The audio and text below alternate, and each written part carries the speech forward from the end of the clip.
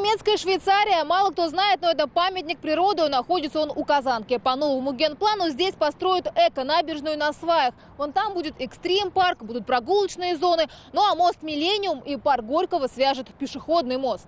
11 новых набережных, 600 скверов. Генплан ориентирован на зеленые зоны. К 2035-му их должно стать больше в 2 раза. Парк Победы станет особо охраняемой территорией. Речной порт и зооботсад свяжет пешеходный маршрут. Зеленую зону на Гаврилова частично отдали под застройку жилого комплекса. Экологи дали им границы, куда можно внедряться парковкой, куда застройкой, куда благоустроенной территории для жителей этого района, комплекса.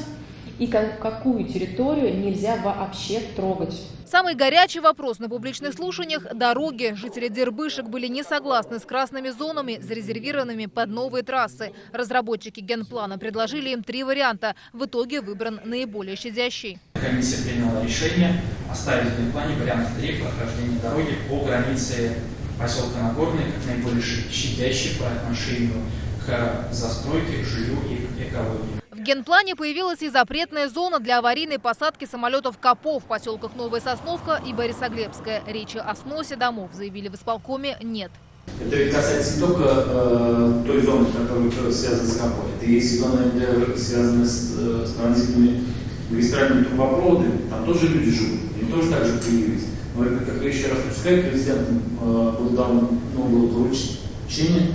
Пока здесь не стоит вопрос о том, чтобы эти дома из этих зон убирать. С генпланом можно ознакомиться на сайте мэрии. В сентябре доработанный проект начнут согласовывать с федеральными и республиканскими ведомствами, а уже в конце года вынесут его на утверждение депутатов. Анна Городова, Вадим Ларионов, ТНВ, Казань.